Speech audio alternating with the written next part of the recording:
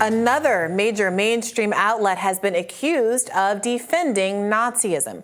Critics online have unleashed on Politico Europe over a new opinion piece urging a both sides approach to the recent Nazism scandal facing Canada's parliament.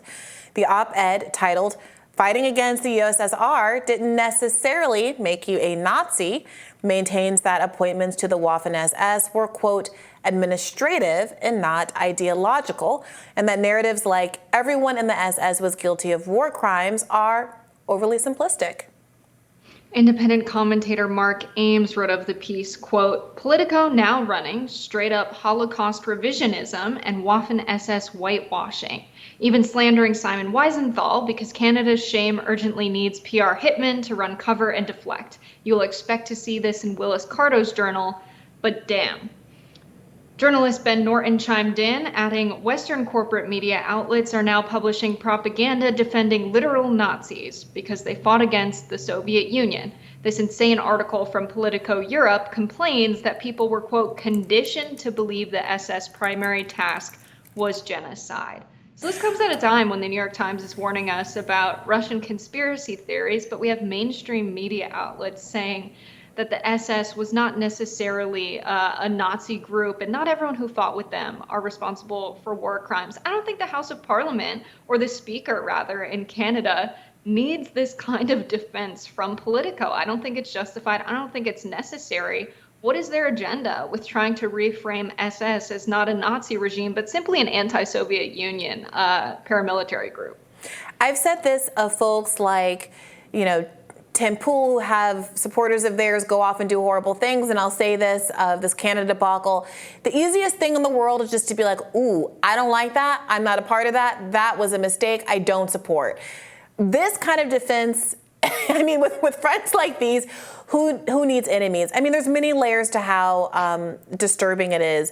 One, the undercounting of the sacrifices made by the Soviet Union in defeating Nazism, with approximately 27 million people dying in that effort to defeat real fascism. That word is thrown around a lot, but one of the all-time worst genocides in the history of this planet is, I don't know, it's beyond offensive. And when you get into the text of the actual article, it's honestly, it's difficult. It's difficult to really understand how this got through the editorial process. I do want to read just a little bit of it if I can. Okay, the article goes, this history is complicated because fighting against the USSR at the time didn't necessarily make you a Nazi, just someone who had an excruciating choice over which of these two terror regimes to resist. One of those regimes, to be clear, are Nazis. However, the idea that foreign volunteers and conscripts were being allocated to the Waffen-SS rather than to the Wehrmacht, or administrative rather than ideological grounds, is a hard sell for audiences conditioned to believe the SS's primary task was genocide. Oh, why would one be conditioned to believe that the primary task of the SS was in fact genocide and Nazism? In simple narratives, the article goes on, like everyone in the SS was guilty of war crimes, are more pervasive because they're much simpler to grasp. Now, the Twitter notes function, which I gotta say is one of the best innovations that have come out of Elon Musk's leadership here, corrected the article, saying that you had to take a loyalty oath to Hitler in order to join the Waffen-SS, which pretty much obliterates this argument that somehow these were kind of unknowing participants in the horrors of Nazism. Yeah, I think to reframe the entirety of World War II, that some fighters were just participating in fighting with the SS paramilitary group because administratively they were allocated to that group, and they really, in their heart of hearts, just wanted to fight Russian imperialism. That's what this is all about. It absolutely makes no sense. It is revisionist history. I would expect better from Politico, to be entirely honest, especially Politico Europe. To rewrite this history is so absolutely absurd. It's a disservice to every single Jewish person that is living in Ukraine, that's resisting the Russian invasion right now, and every single Jewish person living in Canada, to question whether or not a Nazi paramilitary group was complicit with genocide, or if genocide was their purpose, is an insane thing to do in 2023. To try and rewrite this history is dangerous, but it does play into the mainstream media's narrative of Russia is the bad guy. Russia is always the bad guy, even though Russia was our ally in World War II in defeating a literal Nazi fascist regime. That is insane for them to rewrite this history. And it's even more scary when we consider how poorly World War II history is taught in public schools. Yeah, I mean, one interesting consequence of this whole Canada scandal is that there have been renewed calls. The CBC reported this, I think, just a couple of days ago.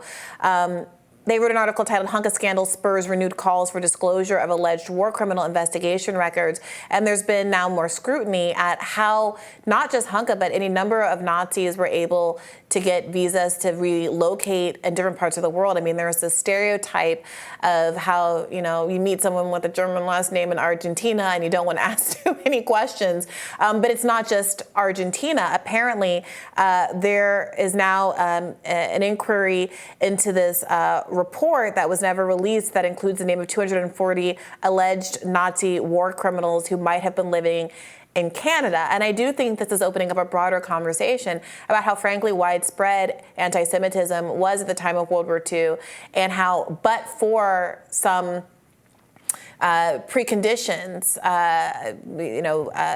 Pearl Harbor being bombed, et cetera, that there was plenty of sympathy, but for us being engaged in the war ourselves, a lot of sympathy in the United States for anti-Semitic, fascistic regimes here at home. And it was having so many people fight and die in that particular war that righted the ship in many ways. But those sentiments remained alive and well enough for many countries to be open to harboring people who did, in fact, fight alongside Hitler knowingly to immigrate to these various countries and to be able to live to the ripe old age of, 94, without ever having to be accountable for their very real crimes.